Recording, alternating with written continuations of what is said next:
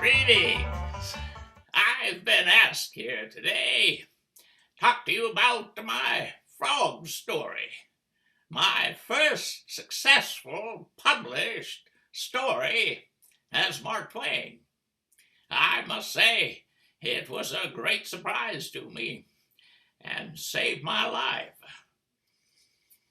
I've been a journalist most of my life. As a boy, I helped out my older brother, Orion, write and edit his newspaper. That's when I chose my first pen name, Thomas Jefferson Snodgrass. Later, I wrote as Josh in the Nevada newspaper, joshing a lot of people, politicians, and finally, I found Mark Twain. Mark Twain comes from my riverboat days, means deep water and safe passage for any boat. I finally found a style and a language that was unique, concise, authoritative, and energetic, with just a hint of wit. Wit, you see, is the sudden marriage of ideas which before their union were not perceived to have had any relationship at all. Problem was, I created a character everyone wanted to use. It was hard enough trying to protect the copyrights on my writing, but trying to protect a stage character, that was impossible. So I had to become Mark Twain all the time, so there was no question about who the real Mark Twain was. And believe me, there were times I would much have preferred to be myself, Samuel Clemens, but whenever I was in public, people wanted to see Mark Twain, so Mark Twain I became. But I shouldn't complain. Mark Twain's made me a lot of money. His fame has carried me around the world several times. First time I became Mark Twain on stage was in California, 1866, after returning from Hawaii.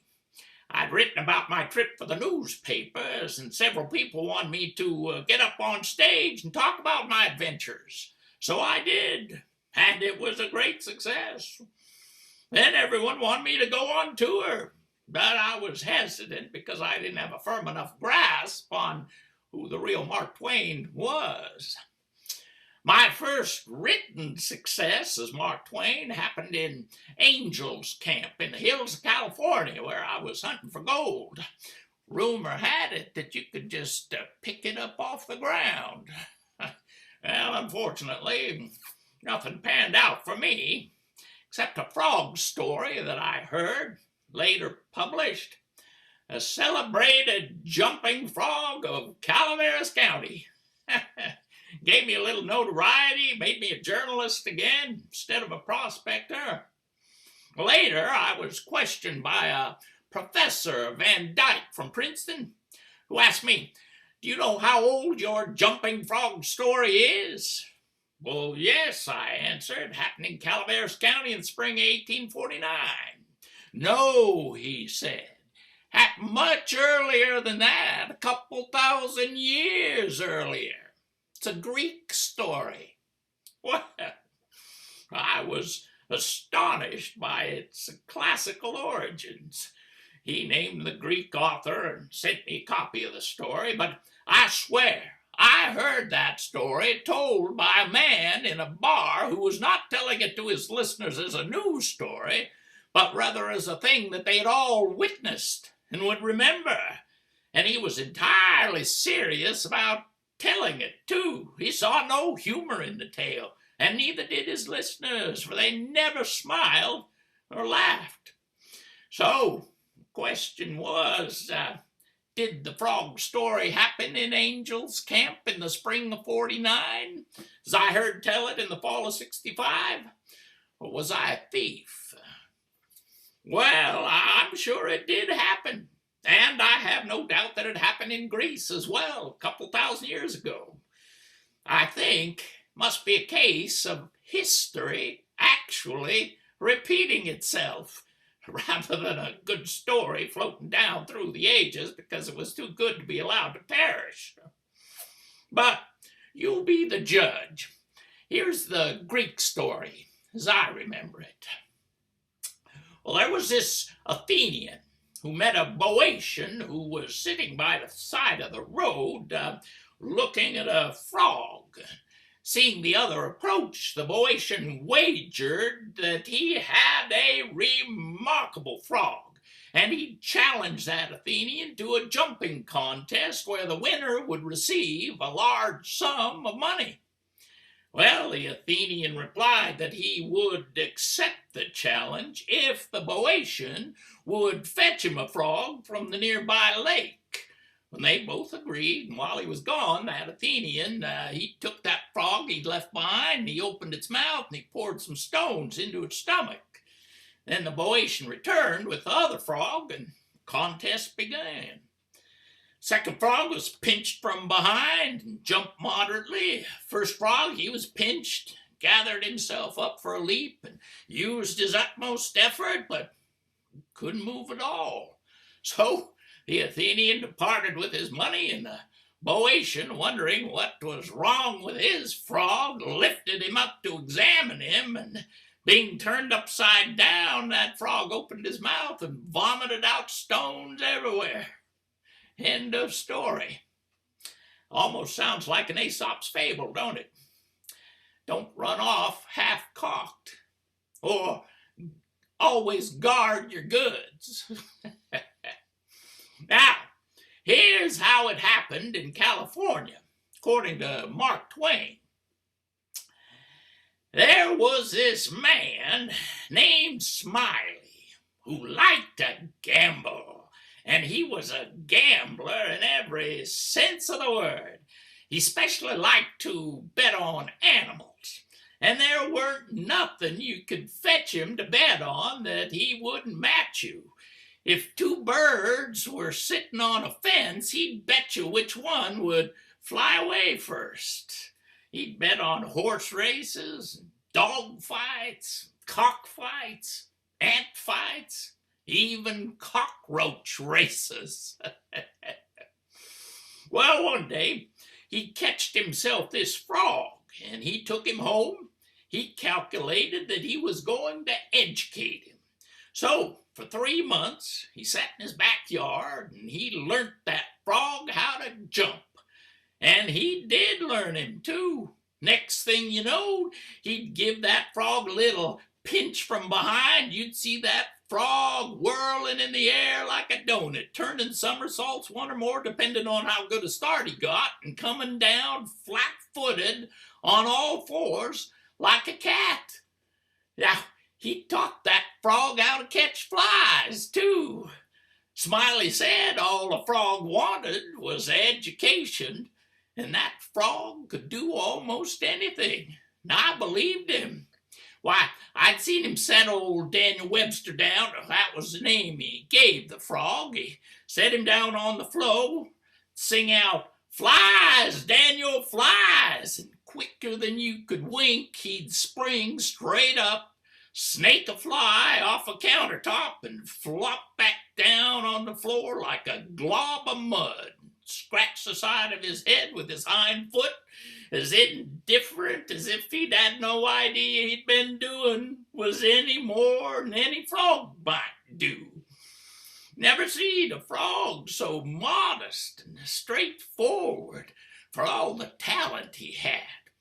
And when it come to a fair and square jump on a dead level, he could get over more ground at one straddle than any other animal of his breed. Now, Smiley, he was monstrous proud of this frog, and rightly so, 'cause fellers who had traveled around the world all agreed he was the greatest frog they'd ever seen. Well, Smiley, he kept old Daniel in a little box, and he used to fetch him downtown sometimes to lay for a bet. Well, one day, this fella, a stranger in camp, come up to him, asked him what was in the box. Smiley, he says, sort of indifferent like, he says, "Well, it might be a parrot, or it might be a canary." Maybe, but it ain't. Just a frog. And the feller, he took it, looked at it, careful, turned it around this way and that, and says, so it is. Well, what's it good for? Well, Smiley says, easy and careless. He's good enough for one thing, I should judge. He can out-jump any frog in Calaveras County. Well, the feller took the box again, and he took another long, particular look at old Daniel, and he says, well, I don't see nothing about this frog that's any better than any other frog. Well, maybe you don't, says Smiley. Maybe you understands frogs, and maybe you don't. Maybe you've had experience, and maybe you're an amateur. Anyways, I got my opinion, and I'll risk $40 that he can out-jump any frog in Calaveras County. The feller says, well, I'm only a stranger here. I ain't got no frog, but if I had a frog, I'd betcha.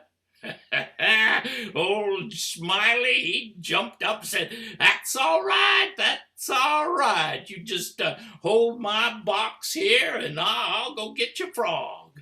So the feller, he took that box and he put up his $40 alongside Smiley's and sat down to wait.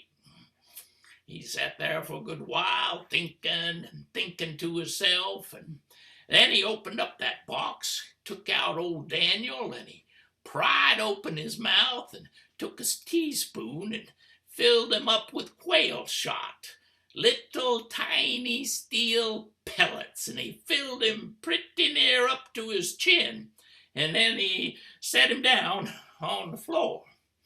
Well, meanwhile, Smiley, he'd went to the swamp, and he was slopping around in the mud for a long time, and he finally catched a frog and fetched him back, and he give him to this feller and says, now, when you're ready, set him down there alongside Daniel with his forepaws just even, and I'll give the word.